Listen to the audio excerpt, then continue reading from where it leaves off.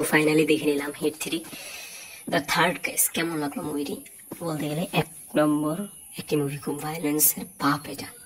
Margo আমরা দেখেছি, Margo আমার কাছে ভালো লেগেছে, কিন্তু গল্পের প্যাটার্নটা একদম ভালো লাগেনি, যেটা সত্য কথা সেটা বলি।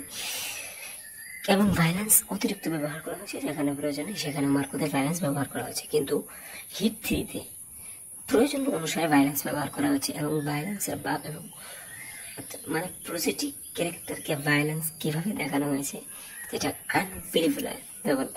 এবং মুভিটা একদম নারীর ইতিহাসে সেরা মুভি। এবং এখানে বালভির রিটার্নস যারা দেখছেন তার মধ্যে যে কি জানি থাকে তার নাম, সে এখানে ভিলেন, তো তাকে এখানে ভিলেন নেওয়া হয়েছে, ভালো হয়েছে। বালভির রিটার্নস বালভি 3-তে হয়ে আসছে। তো এই যে ডান পাশে যারা দেখছেন এর নাম হচ্ছে আন্ধেরি, এবং বালভির 2 মধ্যে কি জানি ছিল, যাই হোক। এবং ঠিক আছে, হিট 3 অনেক সুন্দর একটি। থ্যাংক ইউ, ধন্যবাদ।